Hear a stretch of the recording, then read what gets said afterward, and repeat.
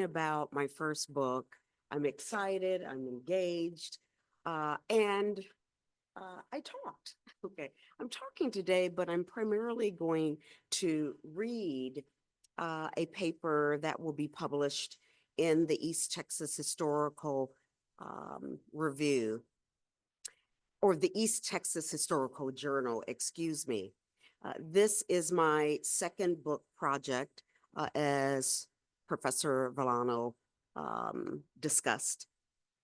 And I was motivated by Deborah Gray White's scholarship, Black Women in the Ivory Tower, an anthology she published in 2008 with the University of North Carolina Press, um, one that captured the experiences of 23 African American women historians that individually talk about their lives, their academic lives, graduate school, their personal successes, failures, challenges.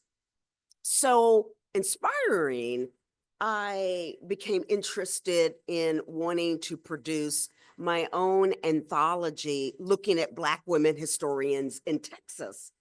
And after securing a faculty development leave last semester and doing a lot of research, going to Texas archives across the state, primarily in Eastern Texas, but also in San Antonio and Austin, I discovered that if I'm going to pay homage to Black women historians and Texans, that it would be more appropriate to talk about Black women in higher education within the Texas Academy, because the numbers historically are going to be small, looking specifically at one individual discipline. So I decided to focus on Black women as a whole. Considering the times we're living in and this backlash to diversity, equity, and inclusion, I thought it would be essential, crucial to recognize the achievements of Black women across the academy. And over the course of 6 months, having studied at the Texas State Archive in Austin, spending a couple of weeks doing research at the African American Museum of Dallas, going to multiple university archives, including Bishop College's archive in Dallas again, looking also at Houston College, looking also at Wiley College's archive, looking at St. Philip's archive. I was able to amass maybe 65,000 pages of documents. And after coming off my sabbatical, I just haven't had the time to really begin to plunge into those 65,000 pages of records.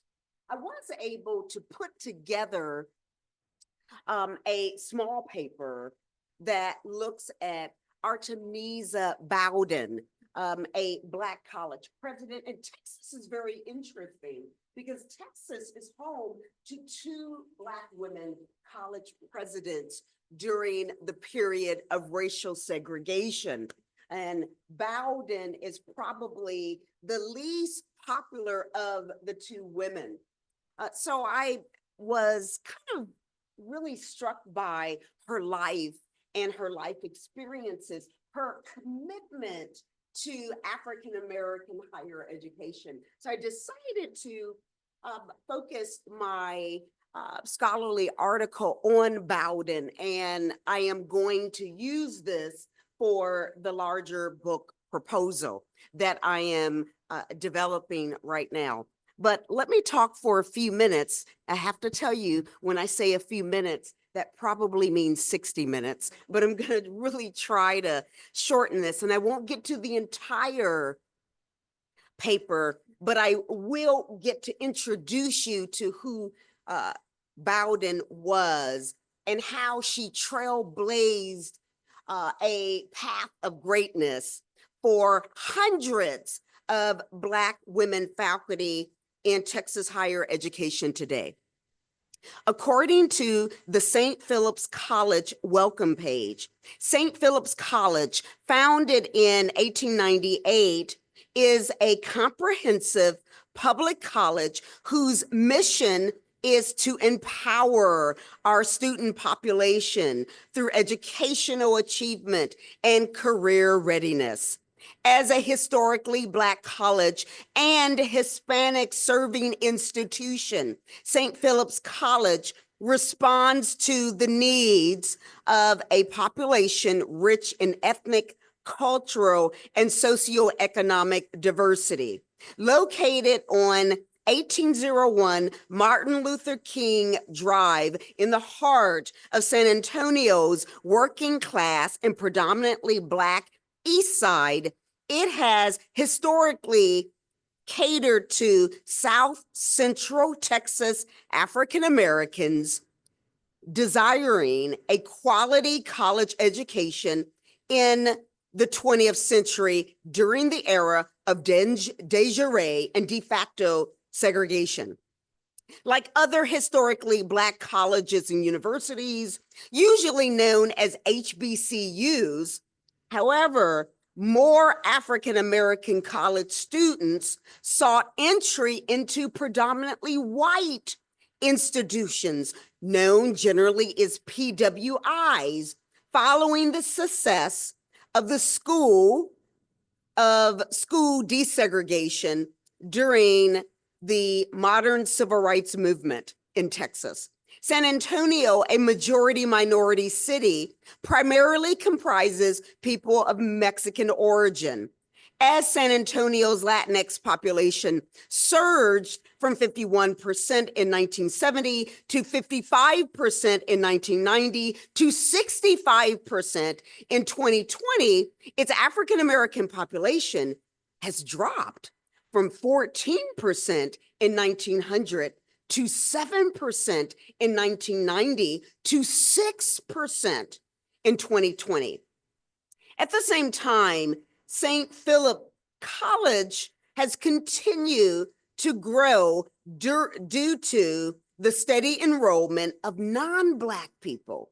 Today, according to U.S. News and World Report, the HBCU, an Hispanic serving institution, attracts many different types of people.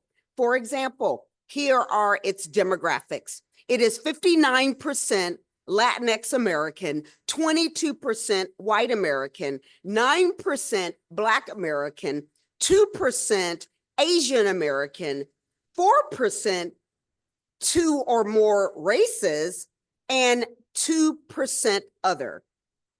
According to Jennifer Walker, a registered nurse, former student, and the great niece of Artemisa Bowden, one of the school's founders, quote, St. Philip's has always been a more inviting institution to Hispanics, end quote, when compared to other institutions of higher education in San Antonio. Colleges like St. Philip's served an important purpose, especially for first-generation undergraduates, students of color, and working class students. A public community college with almost 13,000 students today, St. Philip's currently has 70 academic areas and offers, certification programs, including those in applied science, the Associate of Arts, the Associate of Arts in Teaching, the Associate of Science, the Associate of Applied Science, and the Bachelor of Science degree in Applied Technology, Cybersecurity. Even with its growing academic programs and 1,000-acre modern campus, Only a fraction of the student body graduates within a reasonable period. The graduation rate for the only institution of higher learning in the United States that is both an HBCU and a Hispanic serving institution is 13% for students who finish their programs within 4 years, and 16% for those that complete their coursework in 6 years. The retention rate is 55% for St. Philip's first-year students. This number, while lower than the state of Texas's and national averages of 68% and 70% respectively, does take into consideration the fact that 35% of all students transfer to 4-year institutions after 1 or 2 years. For those that transfer to 4-year schools, only 45% graduate with their bachelor degrees. The figure for Black and older non-traditional students, according to journalist Sahia Day in the Texas Tribune, that number stands at 33% and 37% respectively. Nevertheless, St. Philip's College, which is part of the Alamo College District of Bexar County, has been path-breaking for some of its undergraduates. Jamie Lopez, this past summer, spent 2 months completing the NASA Community College Aerospace Scholars Mission 3 Innovative Capstone ARC program. The course allowed him to work with NASA engineers to address air mobility problems. The scientists and students studied public transportation and three-dimensional sky highways to address environmental challenges in the air noise pollution. They devised what's known as a toroidal propeller at different sound frequencies to reduce sound.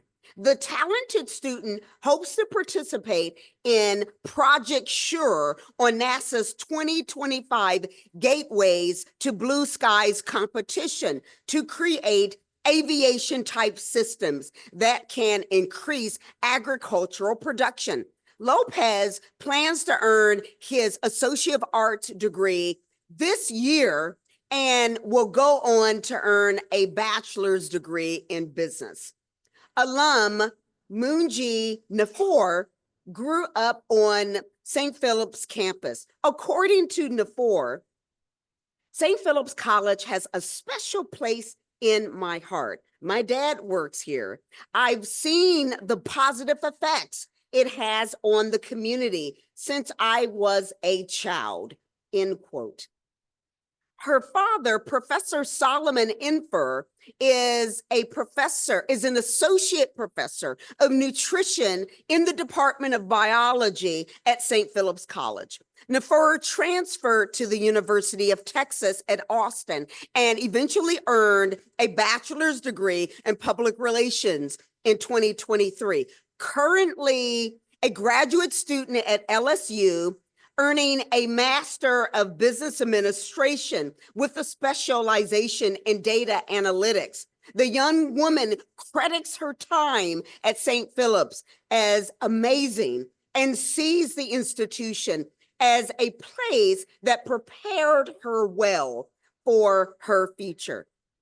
A member of the Alamo College's district at Bexar County, as previously stated, it is the largest HBCU in Texas and the third largest HBCU in the United States after North Carolina A&T University and Howard University. It rarely receives recognition for one reason. It is 59% Latinx, 22% white, and only 4% African American, with 2% Asian. Okay, so Therefore, it is not defined as a historically Black college. And excuse me, it is 9% African American. The school, nevertheless, opened on March 1st, 1898, as St. Philip's Normal and Industrial School. The school taught sewing to 6 African American girls, but the number of students desirous of education actually grew and continued to grow.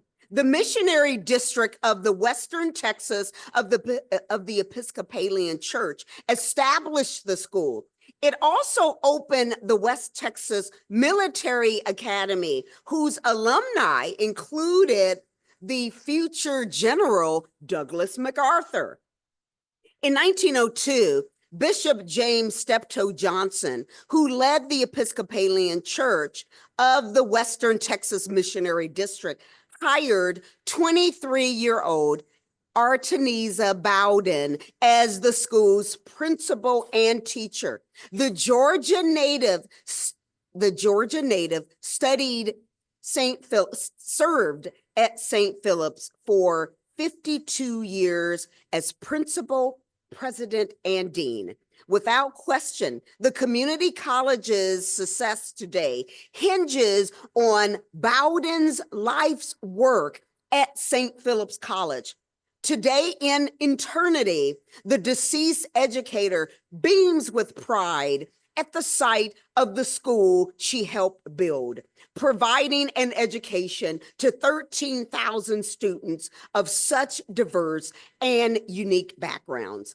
Dr. Bowden learned fluent Spanish, according to niece Jennifer Walker, because she wanted to know the city's entire community, including its Hispanic community. With the aid of oral history interviews, archival collections, newspapers, and secondary sources, this paper examines the life work of Dr. Artemisa Bowden of St. Philip's chief academic.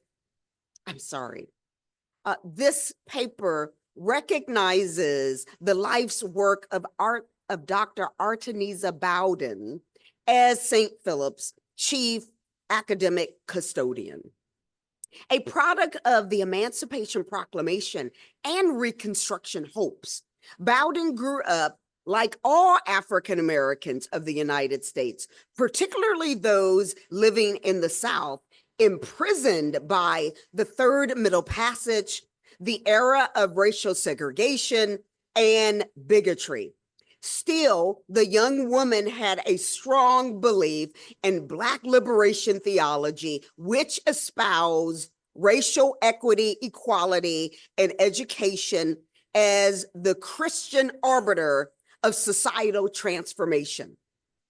Bestowed with a remarkable degree of confidence for a fudge chocolate complexioned woman with eyeglasses, she preached the importance of African American agency at an important time in the nation's history. And I am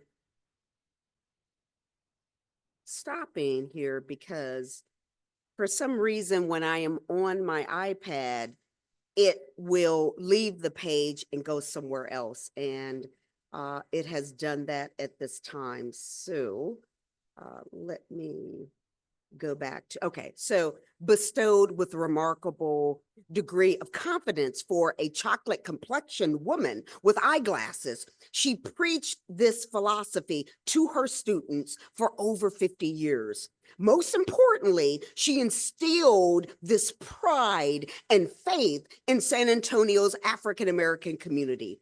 Based on the east side of town, they lived under the cycle of dual bigotry, racism, and poverty. And yet they demanded that the city and school officials provide a quality education for their children and grandchildren. They demanded this. Even while whites supported the idea of vocational training and industrial education for Black youths who would become farmers, domestics, unskilled workers, and porters, they remain vigilant that the children in their lives deserved more.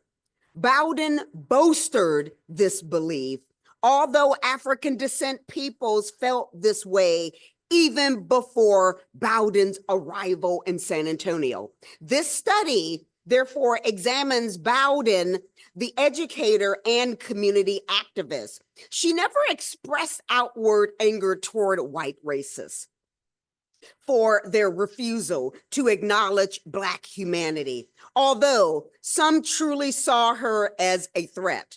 Her old Negro respectability politics, combined with soft new Negro grit, especially on the topic of African-American education, allowed the educator to improve conditions for St. Philip students while raising the college's statewide profile. Her community involvement in social justice causes outside of education also helped spur change for the Black citizens of San Antonio. The literature, let me talk for a few minutes about the historiography, the literature. The proposed scholarly study advances a growing body of scholarship that highlights the prevailing nature of dissent in higher education, especially as it relates to women of color, women from impoverished backgrounds, and women within the LGBTQ plus social movement. Dissent based on differences should not surprise audiences or readers. Dr. Artemisa Bowden, her contemporaries, and those educators and scholars that followed in later decades all lived underneath the weight of intersectionality. Intersectionality, a term coined by law professor Kimberly Crenshaw, defines interconnected, overlapping forms of oppression that impact marginalized groups, notably women. Examples of domination include racism, sexism, class, caste, homophobia, religion, physique, disability health, hair texture, and colorism. As sociologist Patricia Hill Collins points out in her groundbreaking Black feminist thought, knowledge, and consciousness, and the politics of empowerment, the revised edition coming out in 1990 with Routledge Press, along with the later edition in 2000, Black women, due to their shared lived experiences and the history of race and gender subjugation in society, have consistently witnessed and fought against extraordinary obstacles designed to control, devalue, and repress them and other marginalized groups of women. Black women educators in the Texas Academy are no exception. Gabriela Gutierrez, Yolanda Flores Neiman, Carmen Gonzalez, and Angela P. Harris, the co-editors of Presumed Incompetent, the Intersections of Race and Class for Women in Academia, 2012, examine the culture of racial bias on college campuses and the ways in which a philosophy of hostility, repression, and backwardness fuel the rancor and toxic atmosphere women of color as scholars ingest and fight off daily. As the title suggests, the editors of Presumed Incompetent and Presumed Incompetent 2, which was published in 2020, also pay special attention to class and poverty. Coming from impoverished and working class backgrounds means not always having the networking skills to make lifelong alliances, the ability to balance work and play, understand the culture of academic affairs, and an academic woman of color may find herself a perpetual outsider among colleagues. A scholar may also find themselves or herself learning what she should have already learned in school, reading to build analytical rigor, writing ease, organizational skills, and communicative abilities. These realities also propel cantankerous reactions from peers who perceive them as underqualified for their faculty positions. Other fascinating works, such as Patricia A. Matthews' edited work, Written Unwritten, Diversity and the Hidden Truths of Tenure, Carrie Ann Rockmore's The Black Academic Guide to Winning Tenure Without Losing Your Soul, and W.E.B. Du Bois's The Souls of Black Folk, originally published in 1903, discuss these issues as well as provide an important intellectual framework for the proposed study. The investigators' proposed work, like the above studies, advocates self-care, self-love, and community agency among groups and individuals like Artemisa Bowden, affected by intersectionality. Even if Bowden, as a college administrator, did not appear to experience intersectionality, she most certainly did. Community leaders, civic leaders, and the Episcopalian Church, as well as donors who comprise whites, often express hostility toward her and for her desire to transform the Black community into a haven of intelligent, formally educated people. What they failed to realize, however, was that her resilience to racial agony, in fact, the prevailing theme of discrimination is paradoxically a strength that only Bowden and other women in her circumstances can fully disclose. Finally, Black women's recognition of these intersecting forms of discrimination helps society understand not only the history, but the history of Texas higher education and the nexus between this study and the present. The work of historian and women's history and gender studies scholar Stephanie Evans especially takes center stage in this short piece. In Black Women in the Ivory Tower, 1850 to 1954, an intellectual history published in 2007, the author, Stephanie Evans, charts the origins of African descent women as college students and professors. Their pace in higher education, of course, depended upon their practical skill sets as antebellum free people of the North, engaged freed women in the South following slavery, the learned descendants of freed people, and 20th century trailblazers. Whether impacted by fortuitous networks that influence their ability to learn undergraduate and graduate degrees, to earn undergraduate and graduate degrees, and enter higher education as faculty members, family connections that shape their success as stars in school and the academic workplace, decades of critical thinking, concepts internalized, writing ease, confidence on the public stage, or all of the above, Black women in United States higher education have historically bore the brunt of disrespect, condemnation, and retaliation, while remaining committed to transformation and love for their communities. Through the guises of successful teaching, skillful administrative leadership, and community service within higher education and throughout the community. Artemisa Bowden, without question, lived with the scares of structural racism while paving the way for San Antonians and generations of St. Philip's College attendees and alumni.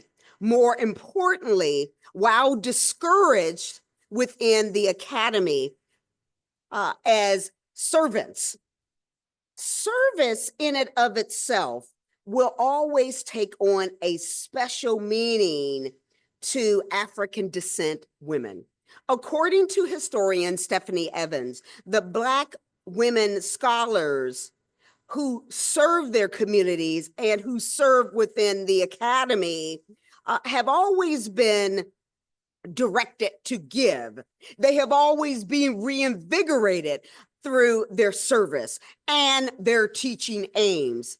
And they prioritize the meaning and purpose of service, a skill set that actually motivates and influences their scholarship and their passion for community agency in and out of higher education. Lastly, academics and educators have commented extensively on the life of Artemisa Bowden in church and diocese histories, reference articles, media releases, souvenir books and tributes, and a documentary.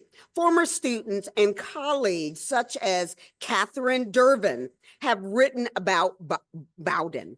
Durden in A Grand Lady Bows Out, New Reflections as Dean Emeritus, discusses Bowden's motivations and legacy at St. Philip's and San Antonio. Clarence Norris Jr.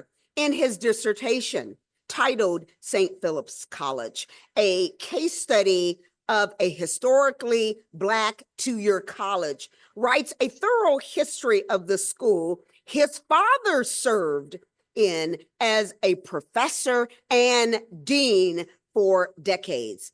Joe Eckerman's Artemisa Bowden, Dedicated Dreamer, in the scholarly journal Passages, does a good job summarizing the educator's history and achievement.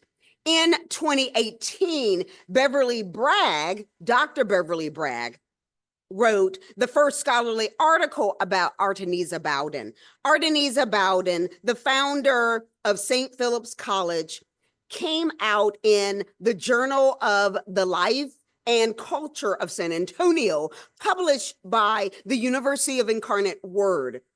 Marie Pommel Thurston, Dr. Marie Pommel Thurston, in 2013, published the first book-length scholarship about St. Philip's College called St. Philip's College, Point of Pride on San Antonio's East Side, combines a narrative history of the school with numerous oral history interview transcriptions, with some used for the book, published by Texas A&M University Press.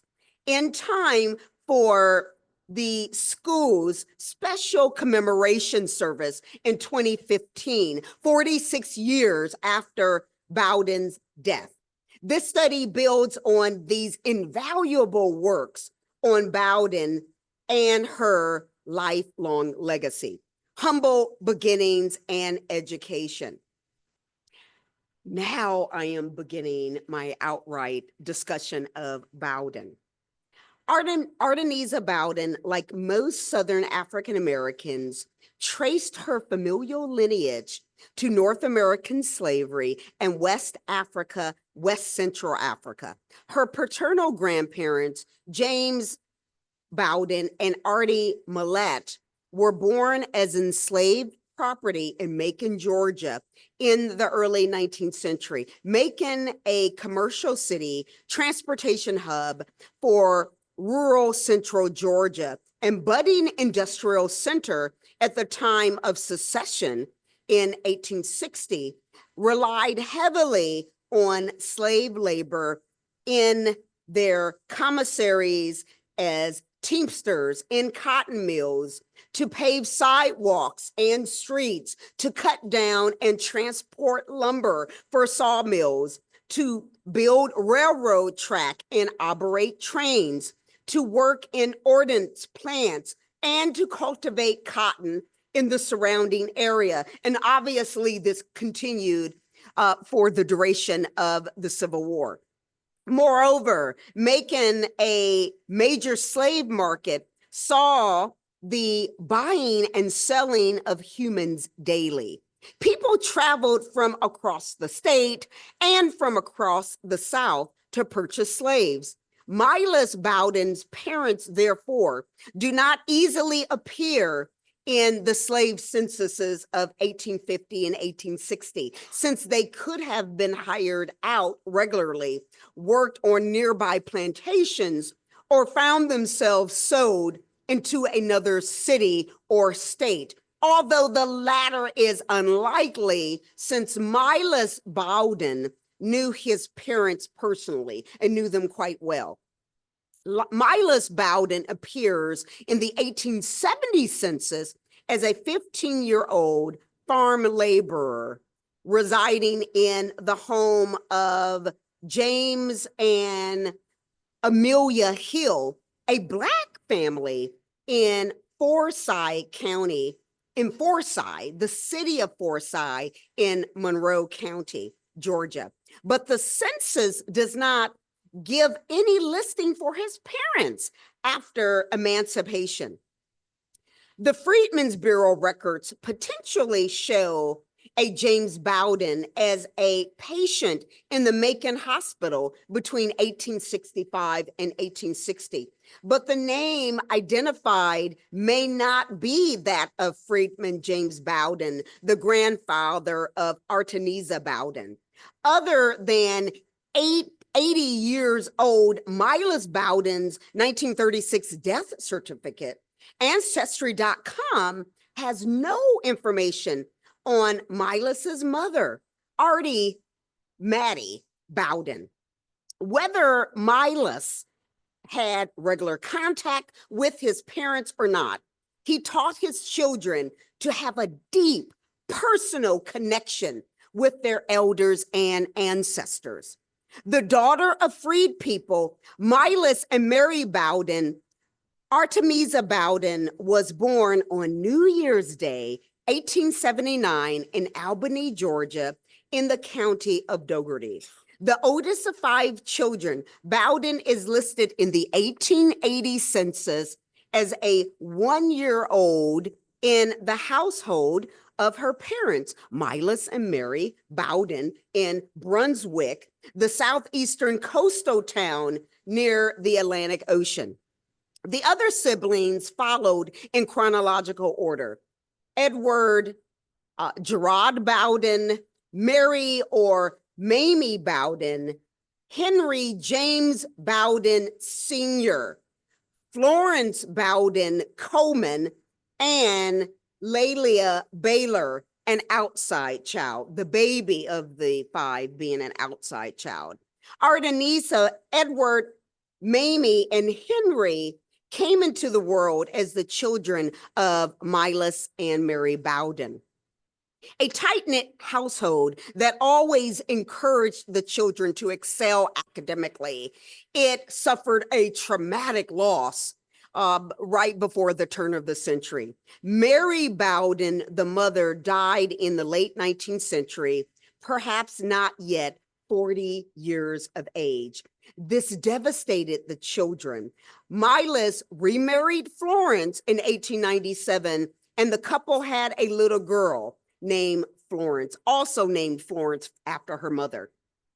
The couple either separated or Florence died because the 1920 census does not list Florence in the household at all. According to the 1926 Brunswick City Directory, Milas had a 3rd wife named Clara. In the 1930 manuscript census for Glenn County, 18-year-old Leila Baylor, Milas's 4th daughter, also lived in the Bowden household, an affair that produced an outside child put a strain on Milas and Florence's marriage. Of course, Florence Bowden could have died of natural causes, and perhaps one of the elder siblings took responsibility for Florence and Milas's daughter, Florence, the little girl. Florence could have been on her own in 1920. Milas died in 1936 in the home of his eldest daughter, college president Artemisa Bowden in San Antonio. Edward, Mamie, and Henry did not witness the changes that went on in their father's household following their mother's passing. Despite his possible indiscretions and industrious attitude, Milas, without question, set a really good example for his children. According to Artemisa Bowden, her greatest inspiration for life was her father's devotion and duty. She says, quote, "The devotion and humility of my father, the discipline of my church, and the consecration of my teachers.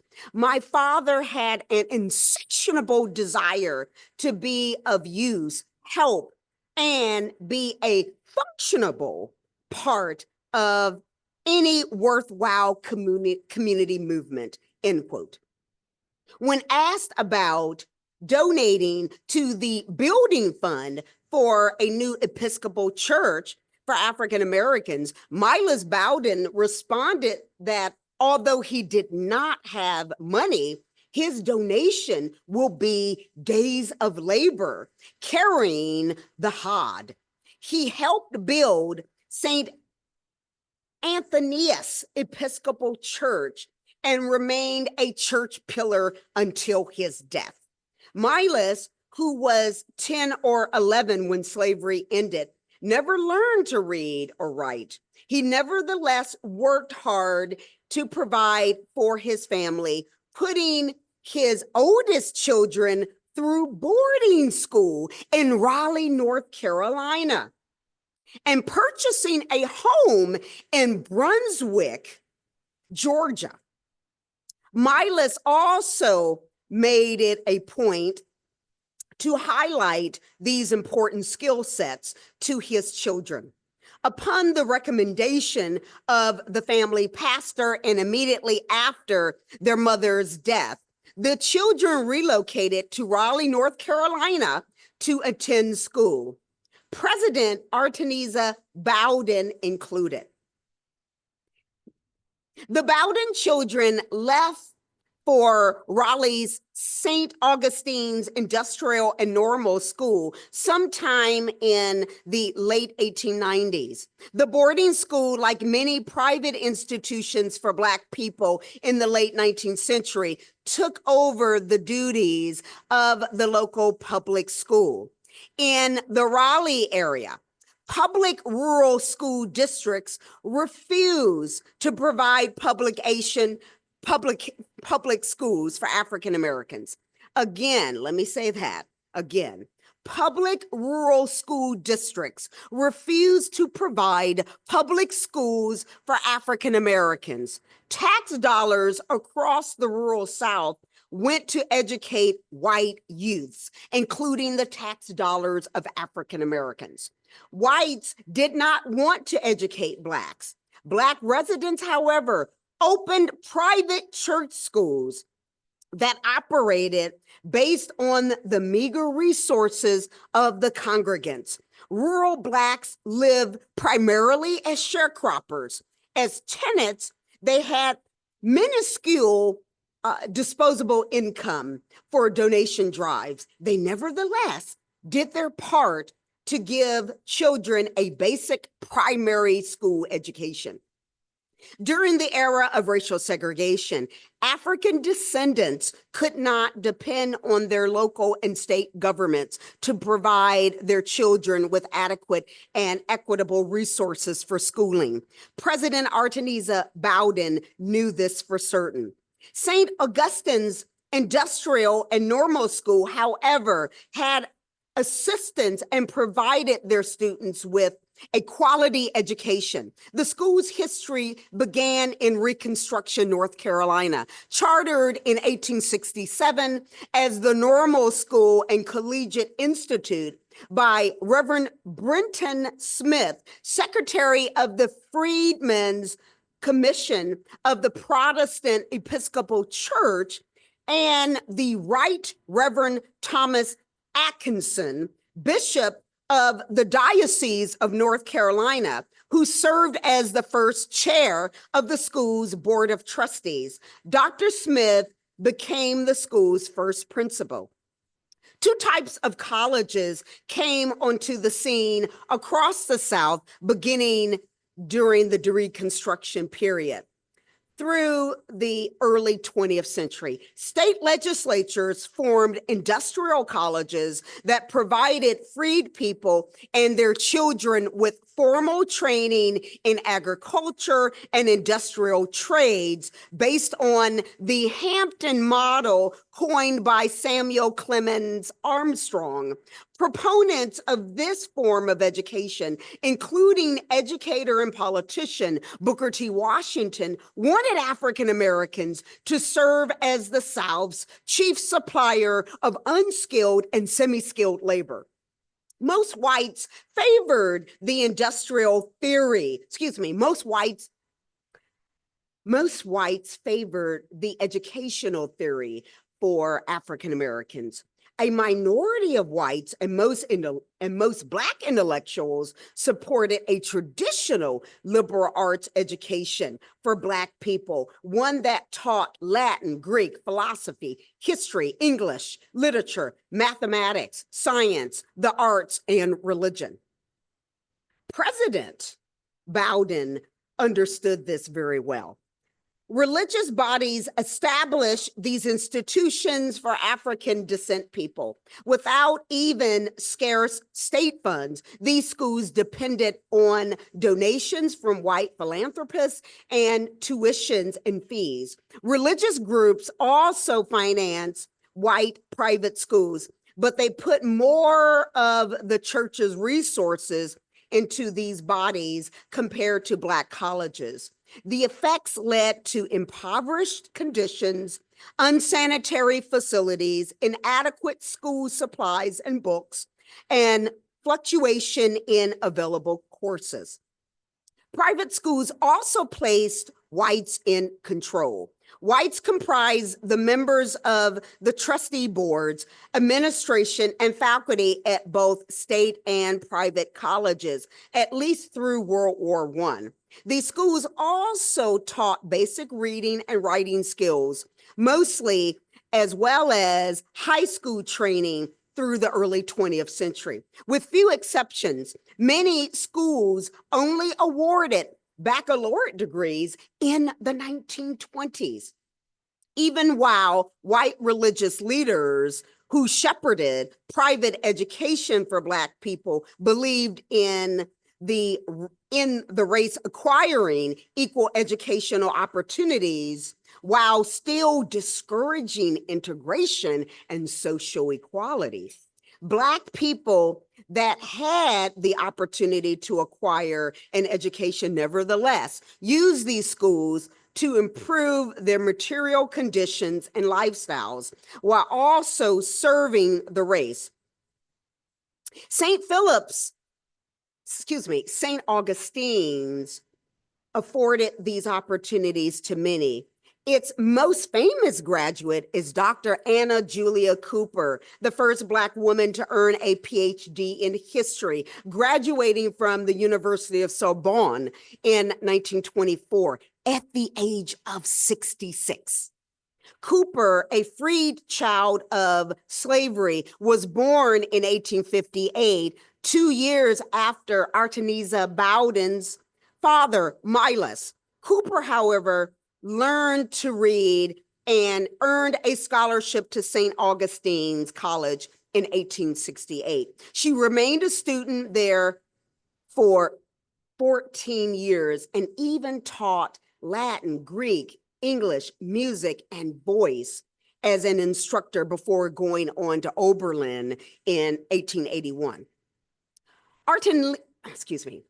Artemisa Bowden's experience at St. Augustine's mirrored that of Cooper's. President Artemisa Bowden, a person with extraordinary talents, understood quite well that she would do well as long as she finished college. A talented student who had even played the piano as a young child, Artemisa loved her classes in the classics, English, history, science, math, science, music, and home demonstration. Her favorite teachers included classics instructor Charles Henry Boyer and Right Reverend carpentry and masonry instructor, and in later years, Vice Principal Henry Beard Delaney, one of the first Black bishops within the Episcopal Church and the father of Sadie and Bessie Delaney, the authors of the Amy Hill Hearth book, Having Our Say, The Delaney Sisters' First 100 Years, published in 1994. The courses challenged students, teachers, and professors, demanded excellence from their students. And the adolescent also garnered a reputation as a celebrity among her peers and a mentor for younger children. Children recognize her appealing, loving words of inspiration to her own siblings. She often hid her own pain as the children reeled from the death of their mother. Artemisa soon had a following and became a big sister to other boarding students who also yearned for their loved ones who had recently died. Graduating with her teacher certificate in 1900, Bowden took a position as an instructor at St. Philip's Parochial School in Fayetteville, North Carolina. And then she taught at High Point Normal and Industrial School in High Point, North Carolina. Bowden also continued her education, taking classes in the summer months. She earned her Bachelor's of Arts degree in 1935 from St. Philip's College. What an inspiration. And even did coursework in social work toward earning the master's degree. The other three siblings eventually graduated as well. Sister Mary later earned a teaching certificate also, even relocating to San Antonio following her big sister, working for her big sister at St. Philip's College. Artemisa Bowden's life changed dramatically in 1902. The bishop of the Western Texas Diocese of the Episcopal Church, now the Diocese of West Texas, James Steptoe Johnson, a Mississippi native and Confederate Army veteran, had no college or seminary training, just a fervent calling. In 1888, when he became the second bishop in the diocese's brief history, he earned an honorary Doctor of Divinity degree. He also had a sincere commitment to the idea of aiding African Americans becoming economically viable to the nation. What better way of seeing that goal reach fruition than to open a school? In 1893, however, he established the West Texas Military Academy, today Texas Military Institute Episcopal. Then something interesting occurred in 1895. A group of St.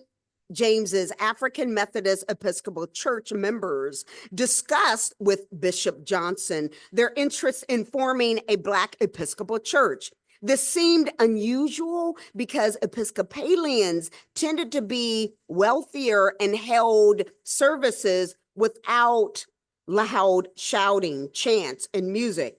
The cultural mandates that made African American spirituality authentically Black. Nevertheless, a growing stratification that increasingly separated more prosperous African Americans from the masses creeped into San Antonio's east side. In 1895, African Americans formed St. Philip's Episcopal Church and began holding worship services in 1897 at the German Methodist Episcopal Church on Veleta Street in downtown San Antonio. Reverend W. Marshall, a minister from the Caribbean, became the first pastor. Then in 1898, Black people in the congregation began the Saturday evening sewing class. The diocese supported the program. Bishop Johnston hired Alice Cowan, a missionary and graduate of the Philadelphia Training School for Deaconesses and the wife of a pastor, and a school was born on March 1st of 1898. The diocese even erected an actual school building behind the church. St. Philip's Industrial School emerged during this period, although Cowan resigned. As Black people discussed the need for more intellectual stimulation for their children, it became obvious that they needed to hire a Black school teacher. Black instructor Mrs. Mary G. Walker became the next educator, but resigned in 1902. Johnston, while in Brunswick, North Carolina, asked about a potential instructor to replace Walker.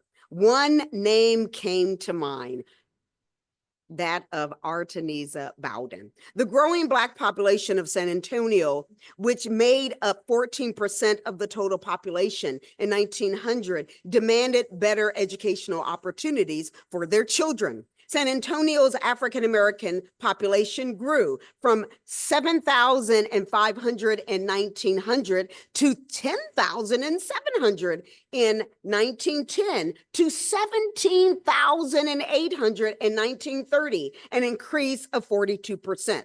The population, however, could not outpace the larger population increase, much of it a result of the steady in-migrations of people of Mexican ancestry. San Antonio had 96,000 residents in 1900 and 231,000 residents in 1930.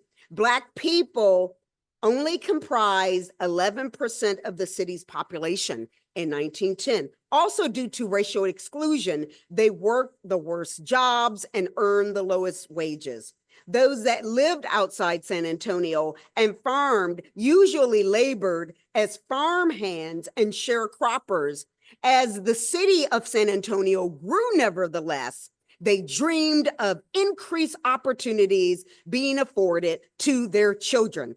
Having a quality education would make their children more marketable. They were optimistic for their children and desperately thought that education could root out systemic racism. Again, they believed that education could root out systemic racism. Artemisa Bowden and St. Philip's played a significant role in influencing African Americans across the city and in neighboring communities. St. Philip's College begins. Bishop Johnson offered Bowden a teaching position at St. Philip's in August 1902. In a letter to Bowden dated August 20th of 1902, Bishop Johnson stated, quote, "Dear Miss Bowden, I enclose $32 to defray your moving expenses. I shall hope to see you at my residence Wednesday morning, the 3rd. Yours sincerely, J.T. Johnston. End quote. Bishop Johnston, although a man of his times who adhered to the racial caste system of the era, addressed Bowden as a professional and without condescension.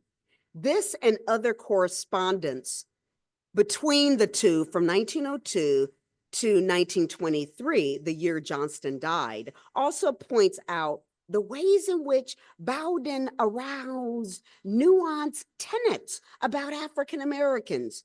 In his last letter to Bowden, Bishop said, quote, "During the 20 years of faithful work at St. Philip's Industrial School by you, I can testify to the great improvement in every way of the girls who have come under your personal influence. It encourages me to hope that at the new and much enlarged location, which your zealous labors have secured, the usefulness of the school will be increased so that it will become a distinct asset for good to our city. I hope that you will succeed in securing the aid of many of our best and most progressive citizens, regardless of creed or race, in your praiseworthy efforts. Wishing you the greatest success in your work and a great reward from our Lord in his approval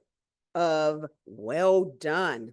I am with great regard, faithfully and affectionately yours, Bishop J.S. Johnston, end quote. Artemisa Bowden's employer, Bishop Johnston, recognized the remarkable abilities of the educator.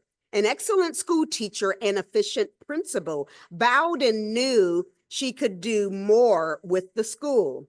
She and her teaching assistant, Myrtle Hill, taught students about sewing and cooking, along with arithmetic and fine arts and the humanities. Bowden immediately moved to expand the school's overall offerings.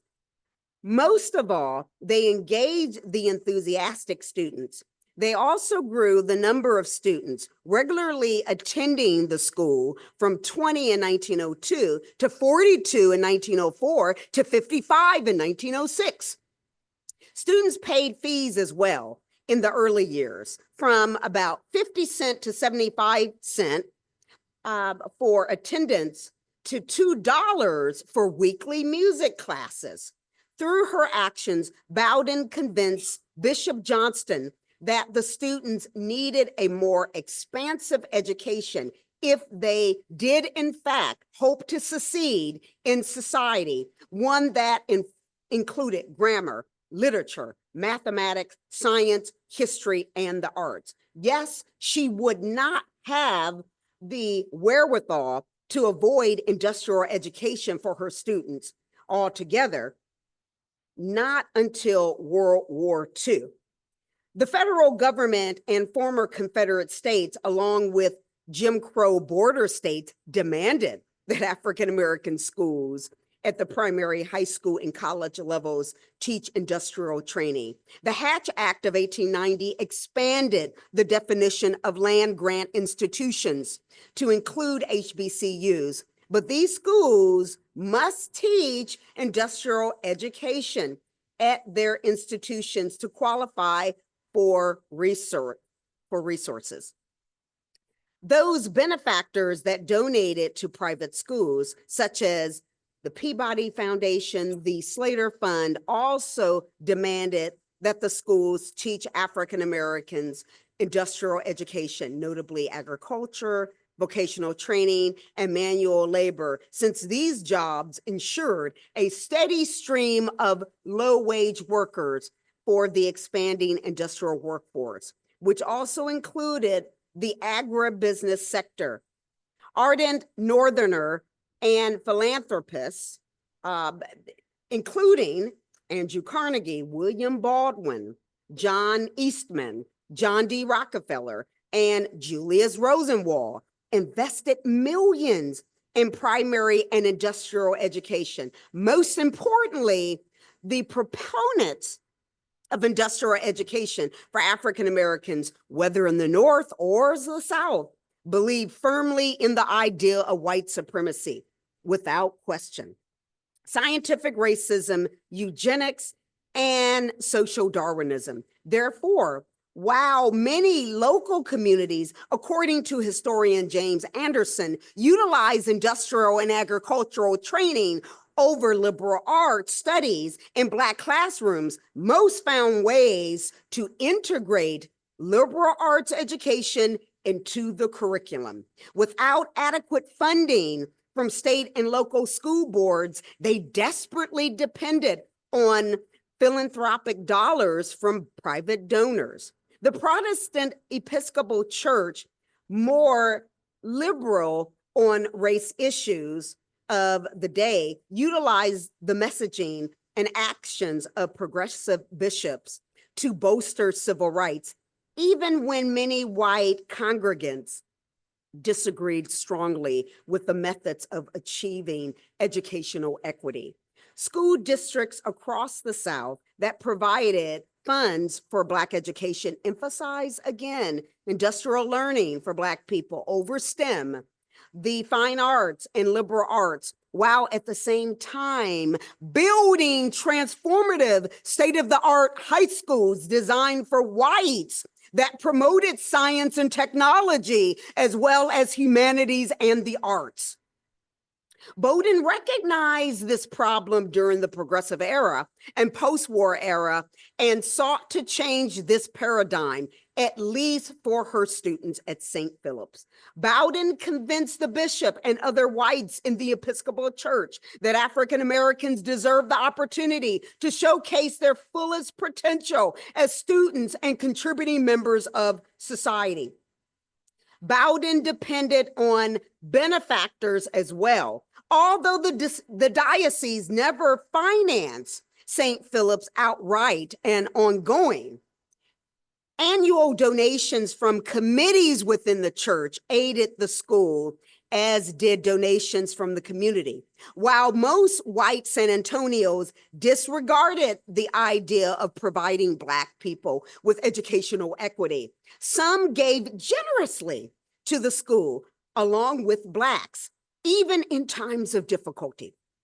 Eleanor Brackenridge, George Beadle Moore, and the Women's Club, a group of Black club women, along with other San Antonians, Black San Antonians, gave generously. Brackenridge and Moore financed scholarships, purchased property for the school, sold property that went to pay off school debts, and convinced others to donate. These donors helped the school reach its vision, while these donors helped the school to reach its vision many times over. People recognize St. Philip's many transformations through its numerous name changes, which also reflected the curriculum additions that went into effect to better equip African Americans. These different name changes, including St. Philip's Industrial and Grammar School in 1904, St. Philip's Normal Grammar and Industrial School in 1906, St. Philip's Normal Grammar and Industrial School in 1916, and St. Philip's Junior College in 1928, reflect Bowden's vision for a transformative African American community. Thank you very much.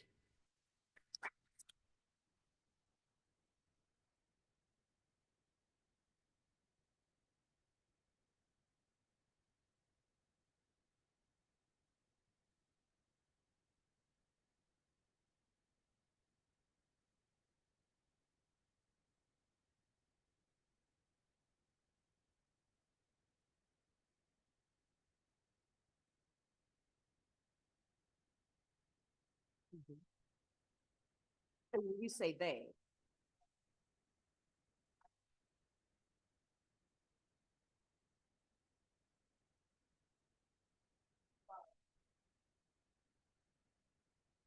Mhm. Right.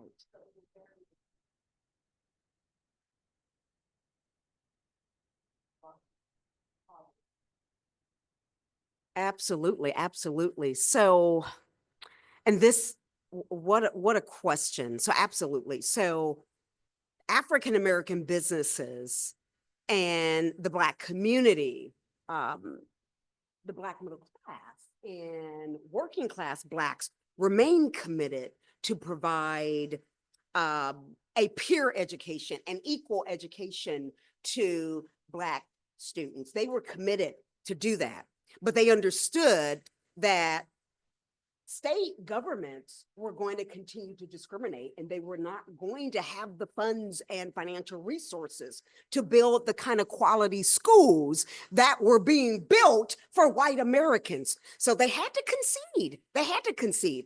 At the same time, during the Second Industrial Revolution, when we are seeing John D. Rockefeller, when we're seeing Henry Ford, and others, William Baldwin, these pillars of greatness come on the scene, they are passionate about expanding educational opportunities to talented Americans. Without question, Andrew Carnegie built 4,000 libraries for Americans, and hundreds of those libraries served African Americans during the period of segregation. Nevertheless, they remain committed to this idea of white supremacy. This is the duality we continue to face in the United States. The United States, on the one hand, remains this bastion of democracy, ensuring democracy for all. Ironically, at the same time, the reality is, historically, for hundreds of years, literally without exaggeration, educational opportunities have not been available to everyone. So when everyone speaks about test scores and how, boy, this group is at the bottom, boy, at the bottom of every indice, in every specific social construct in society, they're at the bottom. Well, there are reasons for that, and it has everything to do with our history. So the answer is yes. So there's intentionality on both sides, which is really extraordinary. Even when we talk about Booker T. Washington, who embraced this idea of industrial education, okay, and my colleagues here who are historians, I see Professor Villa as a historian too, okay, but these historians know this very well, that this idea of educational opportunity would happen. It would have to happen for the United States to compete with the world, but it would not happen for everyone. Okay, so again, we continue to live with this duality of sorts. And Booker T. Washington embraces this, but even he did it with the intention of ultimately opening up opportunities for African Americans, if that makes sense.